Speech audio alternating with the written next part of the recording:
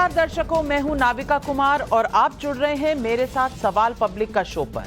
राजस्थान में नफरत के बाजार में राहुल गांधी की मोहब्बत की दुकान है या फिर तुष्टीकरण का वो डोज जो दंगे फैलाता है।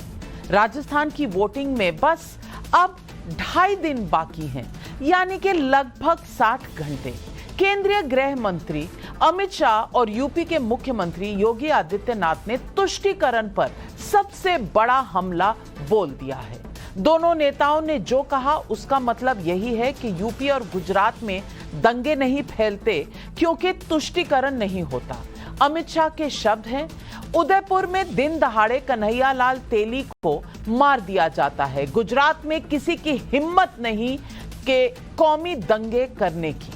तो योगी आदित्यनाथ ने कहा है, दंगाई यूपी में होते तो मेरा बुलडोजर रौंद कर ठीक कर दिया होता। इन आरोपों का कॉन्टेक्स्ट राजस्थान में बीते कुछ सालों में सांप्रदायिक वजहों से हुई हत्याओं और हिंदू त्योहारों पर हुए दंगे हैं। उधर जब कांग्रेस को बीजेपी तुष्टीकरण के आरोपों में घेर रही है, तब राजस्थान में कांग्रेस के घोषणा पत्र में अल्पसंख्यकों के लिए हुई घोषणाओं में कांग्रेस का वादा है कि जाति जनगणना के बाद जितनी आबादी उतना आरक्षण देंगे, यानी अल्पसंख्यकों को भी आरक्षण मिलेगा। वैसे तुष्टीकरण का मुद्दा सिर्फ राजस्थान में ही नहीं उछल रहा, बल्कि तेलंगाना में भी 4% मुस्लिम आरक्षण जैसे मसले पर बीजेपी आक्रामक है। लेकिन तेलंगाना में मुस्लिम वोटों पर लड़ाई राहुल गांधी और असदुद्दीन ओवैसी के बीच है। इस बीच अकबरुद्दीन ओवैसी का एक वीडियो भी वायरल है, जिसमें वो अपने समर्थकों के बीच मॉडल कोड ऑफ कॉन्डक्ट की याद दिलाने वाले पुलिस अफसर को धमकाते दिख रहे हैं। सवाल पब्लिक का है कि क्या राहुल और ओवैसी के तुष्टीकरण ने मनमानी की छूट दे दी है? क्या ओवैसी धमकाते वोट बैंक की गर्मी दिखाते हैं? और क्या कांग्रेस का तुष्टीकरण ही दंगे का समीकरण है? यही है आज सवाल पब्लिक का।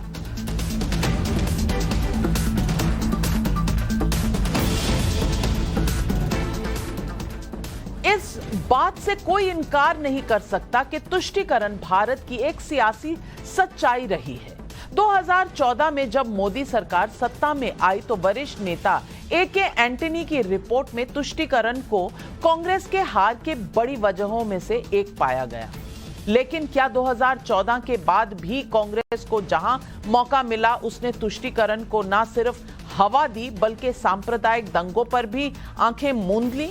सुनिए राजस्थान की चुनावी रैलियों में अमित शाह और योगी आदित्यनाथ के इन बयानों को। कांग्रेस पार्टी तुष्टीकरण की पराकाष्ठा करी। गहलोत जी वोट बैंक की राजनीति के लिए तुष्टीकरण करते हैं। उदयपुर में दिन दहाड़े कन्हैयालाल तेली को मार दिया जाता है। झालावाड़ में कृष्णा वाल्मीकि की पीट कर हत्या कर दी जाती है। रतनपुर में, चित्तौड़गढ़ में रतन सोनी की हत्या की दी जाती है। और छबड़ा, भीलवाड़ा, करौली, जोधपुर, चित्तौड़गढ़, नौहर, मेवात, मालपुर और जयपुर में कौमी दंगे होते हैं। इनसे कोई नहीं डरता भाई, कोई नहीं डरता। हमारे पास गुजरात में चले जाइए, किसी की हिम्मत नहीं है कौमी दंगे करने की, किसी की हिम्मत नहीं। मैंने आज से 2 वर्ष पहले और दिन याद है जब यहां जोधपुर की सड़कों पर नंगी तलवारें लहरा रही थी और दंगाई दंगा कर रहे थे, तब मुझे भाइयों बहनों याद आ रहा था। मैं सोच रहा था कि अगर ये दंगाई यूपी में होते तो मेरा बुलडोजर इनको रौंद करके ठीक कर दिया होता। और सरकार मौन थी। ये वोट बैंक के नाम पर अराजकता फैलाने की चोट कब तक होगी? जहां बीजेपी कांग्रेस पर तुष्टीकरण के लिए सांप्रदायिक दंगों को बर्दाश्त करने का आरोप लगा रही है, वहीं असदुद्दीन ओवैसी का आरोप है कि राहुल गांधी वायनाड सिर्फ इसलिए जीत पाए क्योंकि मुसलमानों को वोट बैंक की तरह इस्तेमाल किया गया। सुनिए असदुद्दीन ओवैसी को। दूल्हे भाई नहीं गए तो हार गए, समझे ना आप। हम नहीं गए तो अमेठी हार गए, अब गए तो कितना रोएंगे। वायनाड इसलिए जीते क्योंकि मुस्लिम लीग वहां पर 35% मुस्लिम वोट दलाई राहुल गांधी को। कांग्रेस पार्टी के पास अगर कोई वोटर बचा है तो मुसलमान बचा है, इसीलिए कांग्रेस पार्टी नहीं चाहती कि एमआईएम पार्टी एक लीडरशिप की जो बात कर रही है माइनॉरिटीज की एम्पावरमेंट की, वो उनसे परेशान होते हैं।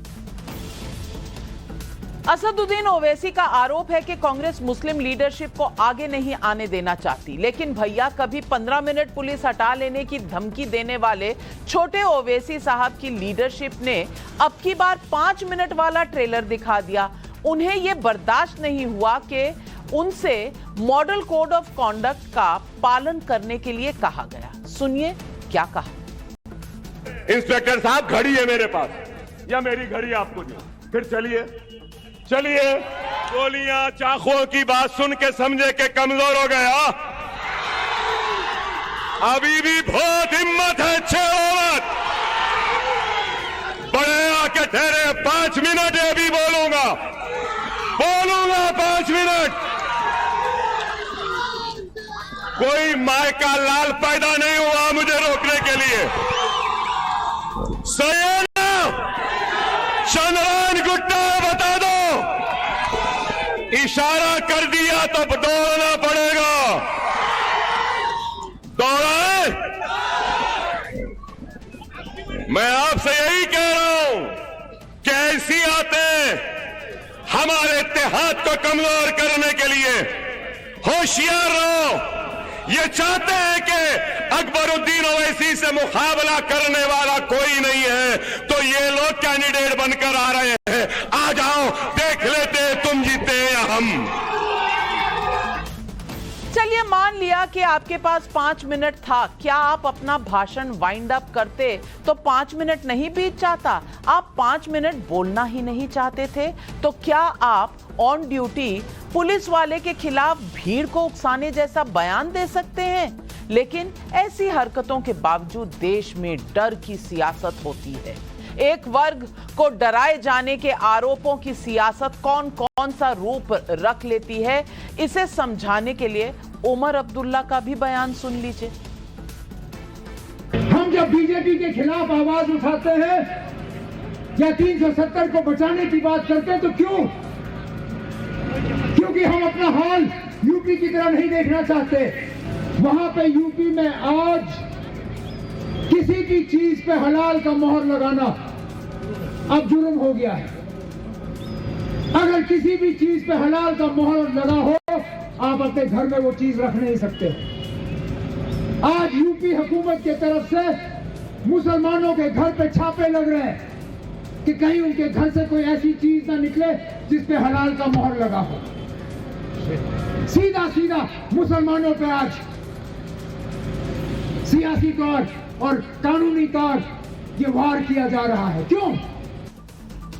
तो आज पब्लिक पूछ रही है सवाल, क्या कांग्रेस के तुष्टीकरण से दंगों की छूट मिलने के आरोपों में दम है? क्या कांग्रेस अपने अल्पसंख्यक कार्ड को जिंदा रखने के लिए ओवैसी जैसे नेताओं की लीडरशिप पर सवाल करती है?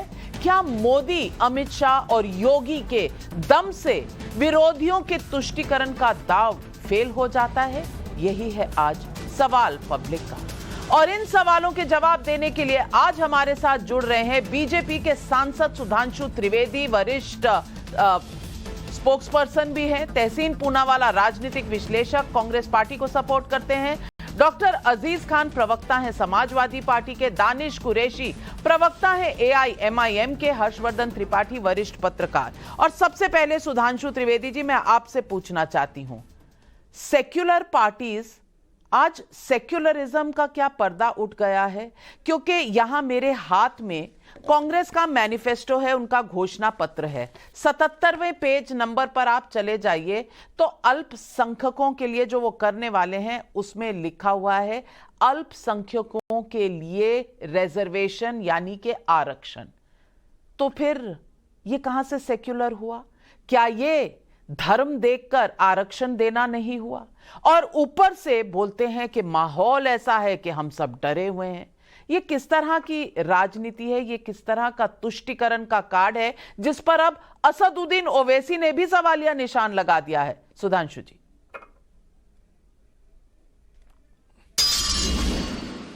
देखिए, ओवैसी की पार्टी के नेता अकबरुद्दीन ओवैसी, जिन्होंने अभी जिस ढंग से धमकाने की शैली में कहा कोई माई का लाल और ये सब क्यों बोलने में सफल हुए, क्योंकि आपको याद है ना, यही वही अकबरुद्दीन ओवैसी हैं जिन्होंने कितना घटिया बयान कुछ साल पहले दिया था। मगर जो सरकार है वहां पर, एक बात और याद दिला दूं, जब वो बयान दिया था उस समय अविभाजित आंध्र प्रदेश में MIM मजलिस इत्तेहादुल मुसलमीन और कांग्रेस मिल के सरकार चला रहे थे। अब जब से TRS की सरकार आई, जिसका नाम अब BRS हो गया है, इसने ऐसी गजब की पैरवी की कि वो वीडियो देखने के बाद आप सोच ही नहीं सकते कोई व्यक्ति बरी हो जाएगा। क्यों? एक हिंदी में कहावत होती है, सैया भये कोतवाल अब डर कहेगा। चूंकि उनको लगता है कि अब कोतवाल के ऊपर जो बैठा है वो तो हमारा अपना, इसलिए माई का लाल बोलने की ये हैसियत हुई है। ये सेकुलरिज्म का जलवाए जलाल है, ये वो जमाल है जो दिखा रहा है कि साहब हमारी क्या हैसियत है। वो सब छोड़ दीजिए, पुरानी बातें सबको याद होंगी। 15 मिनट के लिए पुलिस हटा लो, 25 करोड़ 20 करोड़ हैं, 100 करोड़ पे भारी पड़ेंगे वगैरह वगैरह। मगर हम याद दिलाना चाहते हैं कि जो कुछ ये ओवैसी कह रहे हैं उनकी एक बात गलत है कि कांग्रेस मुसलमानों को आगे नहीं आने देना चाहती। कैसे कह रहे हैं? MIM के साथ अविभाजित आंध्र प्रदेश में कांग्रेस सरकार बना चुकी है, MIM को उठाने में उनका रोल था।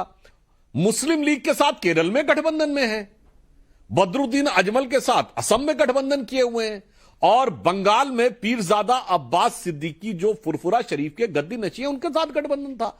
तो मतलब पूरी तरीके से तो किए हैं। और अभी अपने घोषणा पत्र में रिजर्वेशन की बात कर रहे हैं। बतौर प्रधानमंत्री मुसलमानों को पहला हक देश के संसाधनों पर देने की बात कर सके तो मैं तो कह सकता हूं, यह नहीं है कि कांग्रेस साथ नहीं दे रही है। एक्चुअली में मुस्लिम वोटों के बीच एक दूसरे को ज्यादा कट्टरपंथी दिखाकर, मुसलमानों को लुभाकर उसको वोट हासिल करने की जो एक प्रतिस्पर्धा है, या यूं कहूं जवाबी कव्वाली है, उसमें सारे दल लगे हुए हैं। चाहे वो सपा हो, चाहे वो DMK हो, चाहे वो कांग्रेस हो, चाहे वो MIM हो।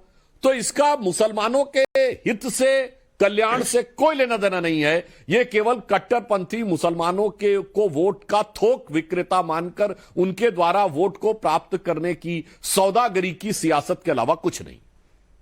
तहसीन पूनावाला, जवाब दीजिए। सेक्युलरिज्म का दम भरने वाली पार्टी आज बेनकाब हो गई?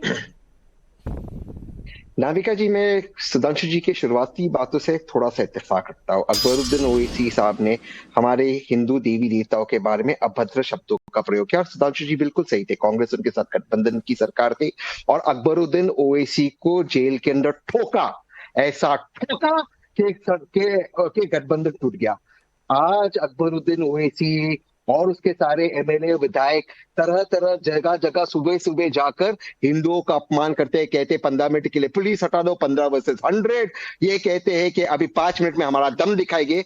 लेकिन सया भये कोतवाल तो फिर काहे का डर। वहां पे अमित शाह जी बैठे, यहाँ पे KTR बैठे। इसलिए हमने वेडिंग कार्ड छपवाते तेलंगाना में बांटे कि बीजेपी की शादी BRS और ओवैसी साहब के साथ की पार्टी के साथ हुई है। ये तो आपका गठबंधन है, आप पोलराइजेशन करना चाहते हैं। यहाँ पे ओवैसी साहब कर रहे हैं, वहां पे अमित शाह जी कर रहे हैं। साहब, मैं आपसे 2 सवाल कह रहा हूं, आप उनके जवाब दे दीजिए। एक, लिंचिंग लॉ जब राजस्थान की सरकार ने पास करवाया था ताकि भीड़ हिंसा ना हो, उसको केंद्र की सरकार ने क्यों 2022 में रिटर्न किया? दूसरा, कन्हैयालाल तो आपके कातिल तो आपकी पार्टी से जुड़े हुए पाए गए, उस पर आप क्यों डर रहे थे टेरर एक्शन लेने के लिए जब तक गहलोत साहब ने नहीं लिया? और वही टेरर एक्शन आपने महाराष्ट्र में क्यों नहीं लिया जब किसी का सर काटा गया? क्योंकि जहां पर भी पोलराइजेशन होता है, एक साइड पे बीजेपी होती है, एक साइड पे ओवैसी साहब होते हैं। ये दोनों एक ही सिक्के के दो पहलू है जो देश को पोलराइज करते। समाजवादी पार्टी और कांग्रेस जैसी पार्टी जो सेंट्रिस्ट पार्टी है, इनको दबाना चाहते हैं, इसलिए इनका फायदा होता है और किसी का और ये बात आपको देर से समझ में आई। पहले आप अलायंस कर लिए, उनके साथ सरकार में रह लिए,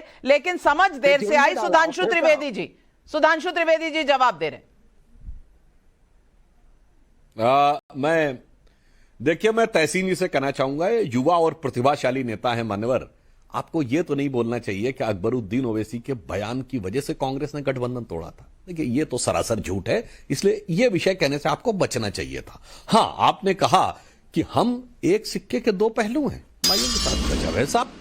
धारा 370 पर एमआईएम और कांग्रेस का सुर एक, राम मंदिर और तथाकथित बाबरी मस्जिद पर दोनों का सुर एक, आतंकवाद पर सुर एक, बुरहान वानी पर सुर एक, जाकिर नायक, इशरत जहां, सबके ऊपर सुर एक।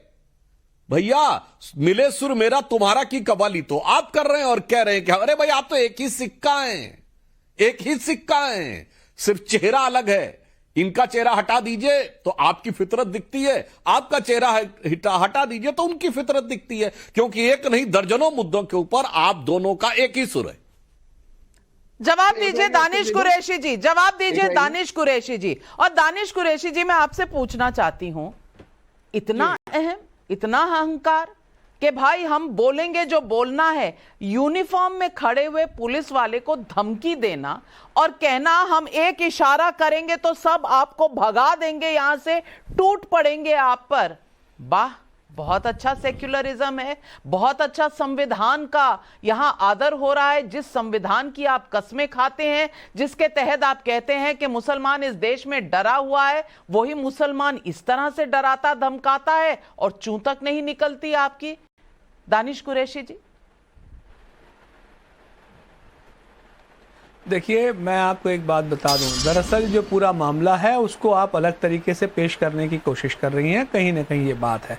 सवाल ये है कि जब आपके पास मुसलसल और वक्त है तो फिर उसके अंदर में इंटरप्शन करने का क्या मकसद है, वो बिल्कुल साफ तौर पर नजर आता है। अभी सुधांशु भाई बात कर रहे थे, मुझे ये बताइए election commission, central election commission किसके अंडर में है? तो क्या समझ में नहीं आता लोगों को कि क्या चीजें हो रही हैं और उसके बाद जो मामले सामने आ रहे हैं? ये तो हो गई एक बात, लेकिन मैं दूसरे नंबर की बात करूं कि अमित शाह जी ने बात कही है दंगों के ऊपर, तो वो ये भूल गए कि दिल्ली के अंदर में पुलिस जो है वो उनके कब्जे में है, उसके बावजूद भी वहां किस तरीके के दंगे हुए। गुजरात की वो बात करते हैं तो गुजरात के अंदर में हमने देखा कि खेड़ा के अंदर में क्या हुआ, हाईकोर्ट ने फटकार लगाई उसमें तो, और अधिकारियों के खिलाफ मामला दर्ज हुआ। जूनागढ़ का मामला पेंडिंग है। इसके बाद अगर हम इसकी बात करें तो कानपुर में दंगे हुए, असम की बात हम देख रहे हैं, उसके अलावा मणिपुर में देख रहे हैं। ये यहाँ क्या ब्रिटिशरों की सरकार है जो अमित शाह जी जो कह रहे हैं कि भाई भाजपा की सरकार में कुछ नहीं होता? इसका जवाब दीजिए तो समझ में आएगा उनको। और रह गई बात तुष्टीकरण की, या ये जो राजनीति बीजेपी और कांग्रेस मिलकर इतने सालों से लोगों को जो बेवकूफ बनाती आई है, एक बात मुझे ये बताइए, गुजरात के अंदर में 0, 2014 में भी, 2019 में भी 0, उसके बाद महाराष्ट्र की से वो परिस्थिति, सेम स्थिति राजस्थान की, तो क्या लोगों को समझ में नहीं आता कि जहां जहां कांग्रेस है वहां वहां बीजेपी कैसे है? लोगों को सब समझ में आ रहा है। नाविका जी, आपको भी समझ में आता होगा और हमको भी समझ में आता है, लेकिन हम आपसे पूछते हैं कि आप जाकर इतनी सीटें बंगाल में लड़ते हैं, बिहार में लड़ते हैं, उत्तर प्रदेश में लड़ते हैं, अपने ही गढ़ में नहीं लड़ते, आप तेलंगाना में ही नहीं लड़ते, वहां 9 सीटों में हाय तौबा बस हो जाती है। क्यों सुधांशु त्रिवेदी जी, किसको पाठ पढ़ा रहे हैं?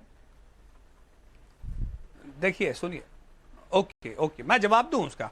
सवाल ये है कि हम कितनी सीटों पे कहां लड़ेंगे, कैसे लड़ेंगे, ये हम तय करेंगे। नाविका जी के कहने से तो होगा नहीं। जी आप ही तय करेंगे, लेकिन सवाल उठाने का तो हक है मेरा, और सुधांशु जी उस सवाल को आगे ले जाएंगे। सुधांशु जी, बिल्कुल यकीन है, बिल्कुल आप परिणाम भी देखेंगे। हमने 9 सीटों पे चुनाव लड़ा, देखिए दानिश साहब, आपने दंगों की बात कही, अब मैं जवाब दे दूं। जी बिल्कुल। आप देखिए, हम आपको बताते हैं, अल्हम्दुलिल्लाह, मैं आपको पहले आपकी बात बता देना चाहता हूं। आपने दंगों की बात कही साहब, इस देश में करीब 19 के लगभग ऐसे दंगे हैं जहां 50 से अधिक लोगों की मृत्यु हुई देश के इतिहास में, जिन्हें भयानक दंगे कहा जा सकता है। और उनमें से एक दंगा है 2002 का गुजरात का, वो सांप्रदायिक दंगा है, बाकी सब सेकुलर दंगे हैं, क्योंकि सेकुलर दंगों की आवाज नहीं सुनाई पड़ती। वो सूरत के 1967 से लेके, मेरठ के 1987 से लेके, मलियाना हाशिमपुरा से लेके, मुजफ्फरनगर 2013 से लेके, नवासी की भागलपुर से लेके, सब शांति के साथ चलते हैं। और उस जमाने में सिर्फ दंगे नहीं होते थे, धमाके होते थे जनाब। देश का ऐसा कौन सा इलाका था धमाका नहीं होता था? दिल्ली से लेकर मुंबई तक, चंडीगढ़ से लेकर चेन्नई तक, सूरत से लेकर गुवाहाटी तक, पुणे से लेकर नासिक तक चलती ट्रेन और बस में धमाके होते थे, लिखा रहता था कोई चीज छूना नहीं, बस अड्डे से लेकर पार्क तक, संदिग्ध वस्तुएं, बम विस्फोट हो सकता है। तब भारत में डर नहीं लगता था। अब वो सारी चीजें खत्म हो गई, दक्षिण कश्मीर के 4 जिलों तक सीमित हो गई, अब डर लगने लगा। तो देश की जनता समझ सकती है कि तब कौन डर नहीं रहा था और अब कौन डर रहा है। जो देश की सुरक्षा व्यवस्था के साथ खिलवाड़ करने वाले हैं उनको अब डर लगता है, और उस समय उनके हौसले बुलंद थे, उनका जलवायु जलाल था, इसलिए डर नहीं लगता था। मगर अफसोस कि आज भी उन लोगों को आइडियोलॉजिकल कवर देने वाले लोग खड़े हुए हैं जो ये प्रकारेण इन लोगों का साथ देने का प्रयास करते हैं। इस कारण से यह दुखद स्थिति उत्पन्न होती है। 20 सेकंड काउंटर दानिश कुरैशी। लेकिन मैं एक चीज कहना चाहती हूं, फिंगर्स क्रॉस्ड, नजर ना लगे देश की शांति पर, और भगवान ना करे कि कभी कोई टेरर अटैक हो, किसी की भी सरकार हो। दानिश कुरैशी जी। बिल्कुल बिल्कुल, देश में बिल्कुल आप देखेंगे तो मणिपुर में हमको नजर आ रहा है कितना खौफ दिख रहा है आतंकियों में। हम देखते हैं कि नूह के अंदर में कितना खौफ है आतंकियों में। हम देखते हैं कि कितना खौफ उन मेंबर ऑफ पार्लियामेंट के उसमें लगता है जब वो चाकू पे धार लगाने की बात करते हैं, तब खामोश हो जाते हैं। क्या कहते हैं सुधांशु जी, वो ये भूल जाते हैं कि प्रधानमंत्री के आवाज से चंद मिनटों पर एक मेंबर ऑफ पार्लियामेंट स्पेसिफिकली ये कहता है कि भाई यहां मुसलमानों के ठेले से सामान मत खरीदिए। तब अफसोस होता है। मुझे लगता है कि ये जो अफसोस है ये बड़ा अफसोसनाक है। सुधांशु, नूह में दंगों की बात आप कर रहे हैं, वहां तो महिलाओं को टारगेट बनाया गया था। क्या हुआ था शायद आपको पता नहीं। सुधांशु जी, एक लाइन बोल दूं जी? नाविका जी, नहीं बिल्कुल, हमें सब कुछ पता है। हम देख रहे हैं साहब, मुसलसल देख रहे हैं। बाकी सब मतलब आप देखिए कि जिस आरोपी है उसको प्रधानमंत्री जी माफ नहीं कर सकते लेकिन टिकट बांट सकते हैं। दानिश साहब, आपकी पार्टी के जो सदर हैं हजरत सेकुलर सियासत मुहाफिजे इत्तिहादुल मुसलमीन आली जनाब असदुद्दीन ओवैसी साहब, उनका बयान नहीं याद है जब वो खुलेआम धमकी देते हैं कि भाई हिंदुओं सुन लो, जब मोदी हिमालय चले जाएंगे और योगी मठ में चले जाएंगे तब तुम्हें बचाने कौन आएगा। ये पुचकारने वाला बयान था कि धमकाने वाला बयान था? ये तो आपकी पार्टी के चीफ हैं, अध्यक्ष, सबसे बड़े नेता, वो बयान भूल गए। इसलिए मैं कह रहा हूं ये सारे बयान आदतन, फितरतन और शरारतन दिए जा रहे हैं। ये सोच समझ के दिए जा रहे हैं। ये कोई गलती में फिसली हुई जुबान नहीं है, ये आदतन दिया गया, फितरतन दिया गया बयान है। बिल्कुल। और अजीज खान साहब, मैं आपसे पूछना चाहती हूं, हर वक्त सेक्युलरिज्म का चोला पहनने वाले आज ये तुष्टीकरण नहीं नजर आ रहा? अगर बीजेपी के नेता कुछ कहें तो कहा जाता है कि भाई ये सांप्रदायिक हैं। कांग्रेस कहे, असदुद्दीन ओवैसी कहें तो सांप्रदायिक नहीं होता क्या? ये आज सवाल जनता भी पूछ रही है।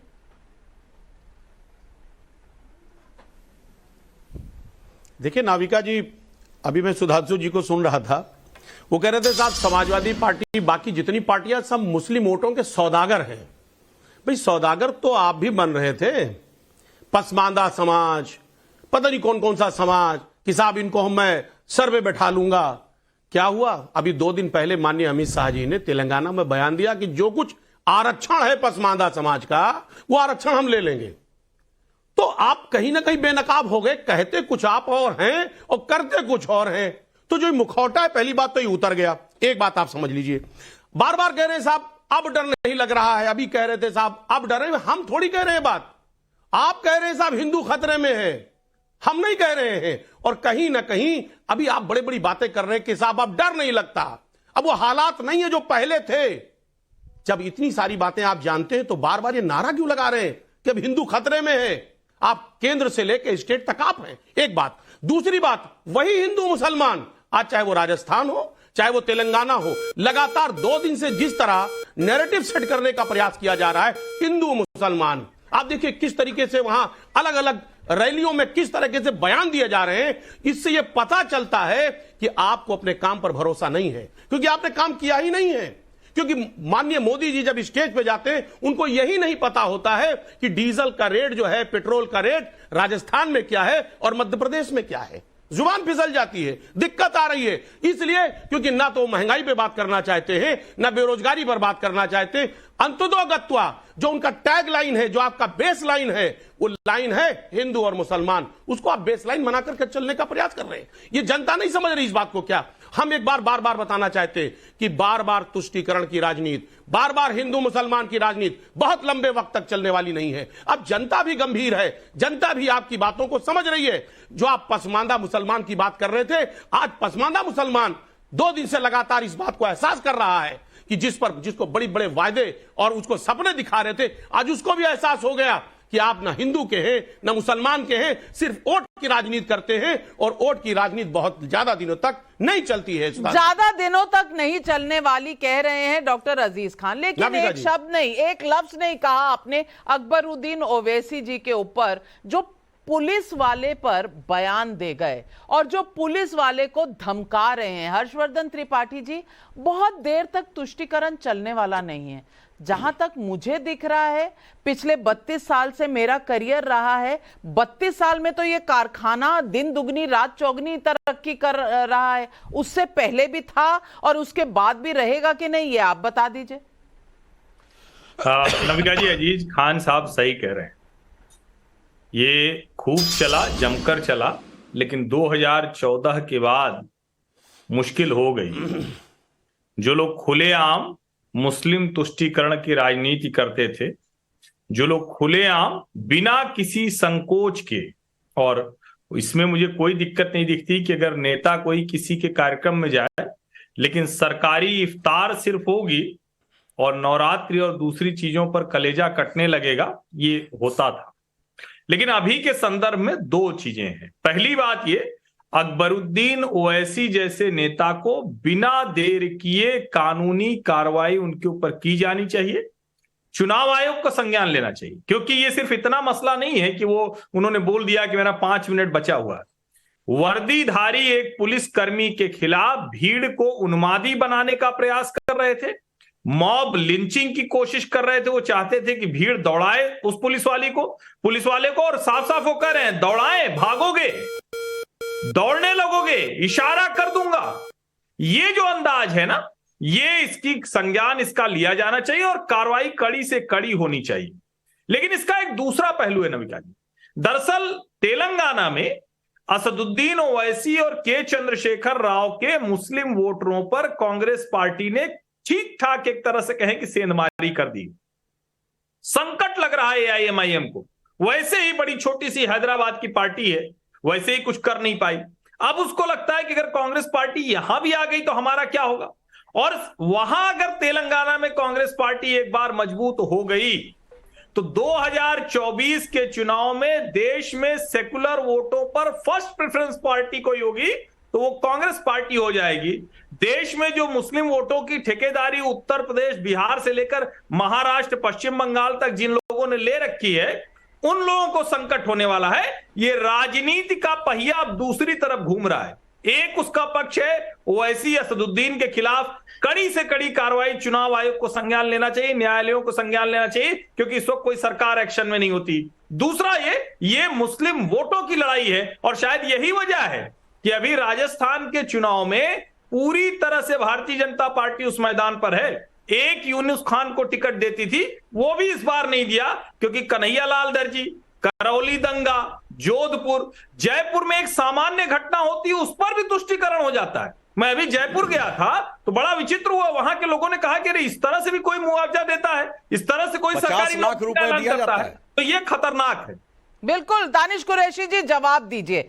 मैं तहसीन जी बिल्कुल आपके पास आ रही हूं, दानिश कुरैशी जी से जवाब लेके आप ही के पास आ रही हूं। अकबरुद्दीन ओवैसी जिस तरह से धमका रहे थे, दौड़ाऊं, दौड़िएगा, और ये पूरी पब्लिक है, आपको बताऊं, इशारा कर दिया तो दौड़ना पड़ेगा। ऑन ड्यूटी अपना वर्दी में पहने हुए पुलिस के लोगों को, ऑफिसर को इस तरह से धमकाना, ये संविधान का संरक्षण है? ये संविधान को मानना है जो बैरिस्टर साहब कहते हैं, या फिर बैरिस्टर साहब को मुस्लिम वोटों का इतना डर पड़ गया है इसलिए कह रहे हैं राहुल गांधी आकर हैदराबाद से लड़ें? अरे खैर, तो राहुल गांधी की मर्जी की बात है, वो आके लड़ लें, उनको भी समझ में आ जाएगा कि भाई अमेठी में क्या हुआ, फिर उसके बाद हैदराबाद में समझ में आ जाएगा। खैर, लेकिन बहरहाल अगर कल की जो बात है तो उस पर मामला ये है कि जो कुछ भी परिस्थितियां बनी, मैंने पहले भी कहा और मैं फिर रिपीट कर रहा हूं कि आपको अगर ये दिखाई दे रहा है कि भाई अकबर भाई ने जो कुछ भी बात कही, मुझे ये बताइए कि क्या बिफोर टाइम वो वहां का जो प्रोग्राम है उसको बंद कराने की क्या अचानक सी जरूरत आन पड़ी? मुझे तो ये समझ में नहीं आ रहा। बंद कराना नहीं, आपको 5 मिनट रह गए बताना क्या उसका फर्ज है, बता दिया। इसलिए आप डराने धमकाने लगेंगे। अगर कोई अपनी ड्यूटी कर रहा है तो तहसीन पूनावाला जी, क्या उसको डराना धमकाना ये सेक्युलरिज्म है? बिल्कुल नहीं है, ये तो इनकी फितरत में इस पार्टी के। मैंने आपको कई बयान दिए और आगे भी एक ही व्यक्ति था जिन्होंने इनको जेल में डालकर मैं दोबारा से शब्द का प्रयोग करा ठोका, वो कांग्रेस की सरकार थी। भाजपा की सरकार में तो देश भर में इस तरह की भाषण वो देते, तो क्या करे, ये छोटे ओवैसी और बड़े ओवैसी साहब इस तरह के भाषण देते और कोई उनके प्रतिबंध नहीं है। लेकिन मैं आपसे एक चीज, सर मैं किसी के बीच में नहीं बोलता हूँ, प्लीज, मैं दरख्वास्त करता हूँ आपसे। लेकिन मैं आपसे इस पैनल में 4 पॉलिटिकल लोग हैं, हर्षवर्धन जी एक जर्नलिस्ट है। 4 पॉलिटिकल लोग में से खान साहब और मैंने, हम बात कर रहे हैं विकास की, डेवलपमेंट की। हमने ना हिंदू की बात की ना मुसलमान की। यहाँ पे एमआईएम के प्रतिनिधि बात कर रहे मुसलमान की, वहां पे सुधांशु जी बात कर रहे हैं हिंदुओं की, अमित शाह जी बात कर रहे हैं हिंदुओं की, ओवैसी साहब बात कर रहे मुसलमान की। ये तुष्टिकरण कौन कर रहा है? अखिलेश जी और राहुल जी बात कर रहे हैं एआई, वेब 3.0, डेवलपमेंट, नौकरियां, क्या आपस इत्तेफाक रखो ना रखो। ये लोग बात कर रहे हैं हिंदू मुसलमान की। ये कौन पोलराइज करना चाहता है देश को? मैं दोबारा से आपसे पूछ रहा हूँ। सुधांशु त्रिवेदी जी, ये सब बहुत मासूम है। इन्होंने कभी भी हिंदू मुस्लिम नहीं किया। आप बताइए कि बीजेपी सिर्फ हिंदू मुस्लिम। नाविका जी 10 सेकंड, सिर्फ 10 सेकंड नाविका जी। मैं एक मिनट सुधांशु जी की बात सुन ले। सुधांशु जी,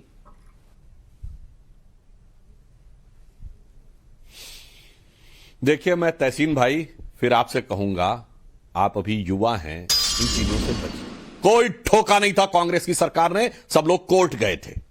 कोर्ट जाने के बाद अकबरुद्दीन ओवैसी भूमिगत हो गए थे और उसके बाद न्यायालय में आकर सरेंडर किया था। न्यायालय के आदेश पे गिरफ्तारी हुई थी। तत्कालीन सरकार ने कोई कार्रवाई नहीं की थी, यह फैक्ट रखना चाहिए। दूसरी बात, आपने कहा पोलराइज थोड़ी करना आपका काम है, आपका काम है समूल नाश करना। क्योंकि इस देश में, और यह अजीज खान साहब का भी इस बात में जवाब, इरेडिकेशन ऑफ सनातन धर्म कॉन्फ्रेंस होती है, बयान नहीं। यानी हिंदू धर्म का समूल नाश, इसके ऊपर बाकायदा इंडिया गठबंधन का, दक्षिण भारत का सबसे बड़ा गठबंधन सहयोगी कॉन्फ्रेंस एक दिन की करता है और उसके बाद कहते हैं चिंता का विषय थोड़ी है, ये तो खुश होने का विषय है। अब आइए मुद्दे की बात जो आप कह रहे हैं। अभी जो प्रबुद्ध लोग यहां बैठे हैं उन्हें पता है पिछले हफ्ते महंगाई की दर आई है, कितनी हो गई है? पहली बार 5% के नीचे हुई है, 4.87%।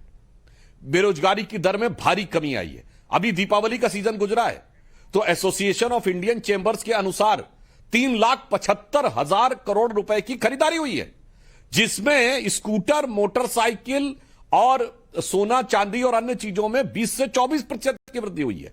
जो छोटे मकान हैं 50 लाख से कम के, उनकी खरीद में 20% की वृद्धि हुई है और जो लग्जरी मकान माने जाते हैं 1 से 1.5 करोड़ या उससे ऊपर वाले, उनमें 24% की वृद्धि हुई है।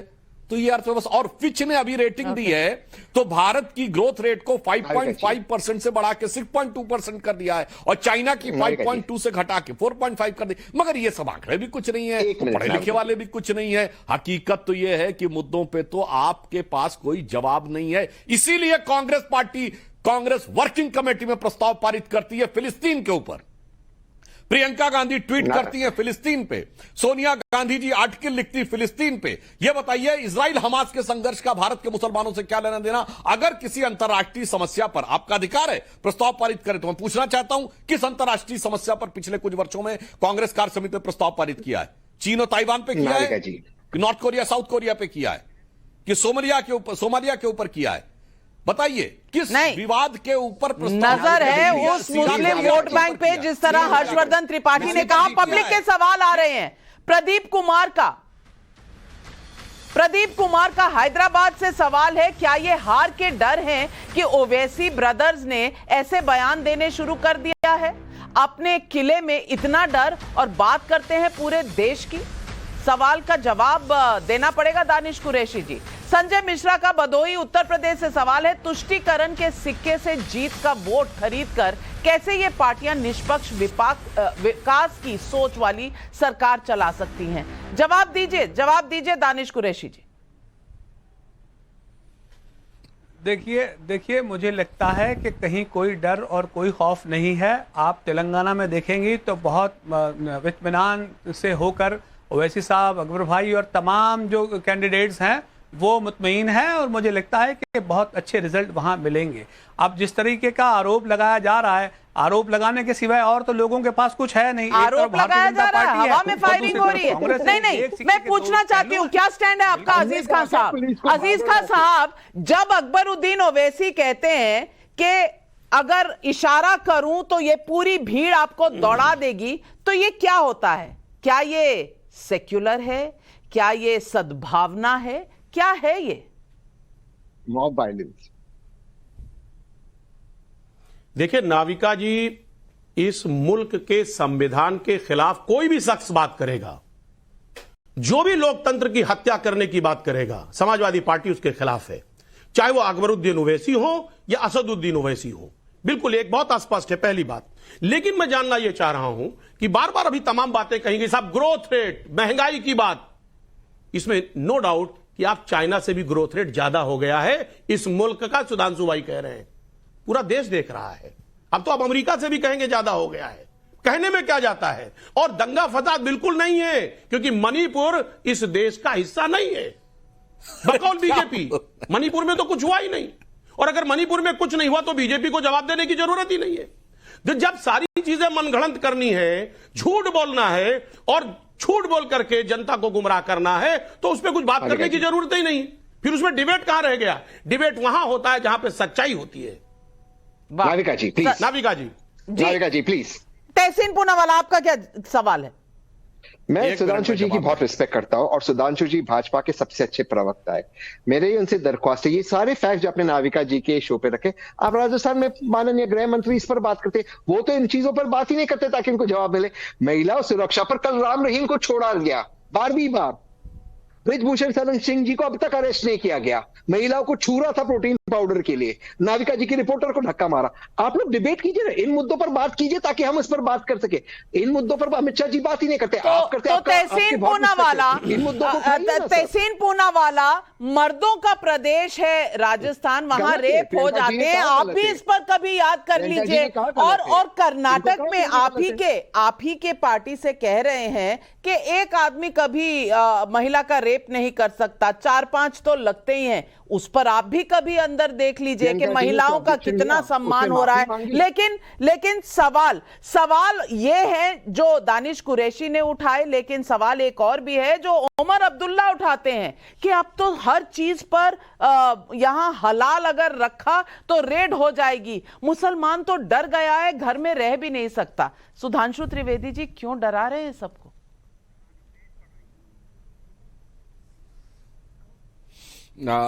देखिए तहसीन भाई, आप तो वकील हैं, पैरोल कौन देता है, कोर्ट या सरकार? तो फिर ये बोलने का क्या औचित्य है कि पैरोल दे दिया? इसमें पार्टी का रोल है क्या? ये कोर्ट देता है, कोर्ट देता है जनाब, स्टेट गवर्नमेंट नहीं देती है। कोर्ट स्टेट गवर्नमेंट के रिकमेंडेशन पे होता है। जैसे आपके दोनों वरिष्ठ नेता नेशनल हेराल्ड केस में दिल्ली हाई कोर्ट के आदेश के अनुसार जमानत पे हैं, इसलिए ये नहीं बोलना चाहिए कि सरकार ने दे दिया। नहीं सर, सॉरी मैं आपके बीच में बोल रहा हूं, स्टेट गवर्नमेंट देती है सर। एक पार्टी के नेता ने कहा था कि राजस्थान, सॉरी मैं आपके बीच में बोला, स्टेट गवर्नमेंट देती है। कौन डिसाइड करता है? स्टेट गवर्नमेंट डिसाइड करती, कोर्ट डिसाइड करता है? जी सर स्टेट गवर्नमेंट करती है। नहीं सर बताइए, स्टेट गवर्नमेंट का अधिकार होता है। पैरोल मिलना चाहिए नहीं, कोर्ट या सरकार? State government. कोर्ट डिसाइड करता है कि जमानत पे रहेगा या नहीं व्यक्ति। नहीं सर, स्टेट गवर्नमेंट जमानत किसको मिलेगी ये कोर्ट डिसाइड करता है। लेकिन ये पैरोल की बात है, सरकार नहीं तय करती है कि आप किसी को अपने मन से जब चाहे छोड़ दे, तब तो फिर सारे लोग छूट गए होते हैं। नहीं सर, इसलिए मैं एक बात कहना चाहता अधिकार है मान्यवर, जितने भी केसेस चल रहे हैं वो सारे के सारे विषय कोर्ट के आधार के ऊपर होते हैं। इसीलिए जो आपने कहा अकबरुद्दीन ओवैसी भी कोर्ट से ही अंदर गए थे, आपकी सरकार ने अंदर नहीं किया था, इसलिए सबको ये बात पता है। अब मैं ये कहना चाहता हूं, तकनीकी और कानूनी मामलों से अलग हटकर नैतिक जवाब दीजिए ना। शांति धारीवाल कहते हैं कि राजस्थान मर्दों का प्रदेश है, इसलिए बलात्कार ज्यादा होते हैं, और उसके बाद शांति, चुप, लड़की हूं लड़ सकती हैं कि मुंह में दही जम जाता है। और उत्तर प्रदेश में लड़कों से गलती हो जाया करती है, ये कहा जाएगा बलात्कार के लिए, और उसके बाद चुप्पी रहेगी। जनाब, कम से कम नैतिक आधार पर तो इन बिल्कुल। और पजलक और इस वक्त पब्लिक सब समझ रही है कौन कहां तो खड़ा हमारे है। लिए राजनीतिक नैतिक सवाल ज्यादा इंपॉर्टेंट है। राकेश कौशिक का करनाल से सवाल है, अकबरुद्दीन ओवैसी ने जो खुलेआम धमकी दी है, क्या वो ऐसा बयान यूपी में दे सकते हैं? कोलकाता से मानिक डाबरीवाला का सवाल है, 2024 में अगर मुस्लिम भाइयों ने पाला बदल लिया तो एआईएमआईएम, कांग्रेस और समाजवादी पार्टी का क्या होगा? राजकमल जोशी का अल्मोड़ा उत्तराखंड से सवाल है, एक इशारा कर दौड़ा देंगे की बात करने वाले जूनियर ओवैसी क्या पुलिस वाले की मॉब लिंचिंग कराने की धमकी दे रहे थे?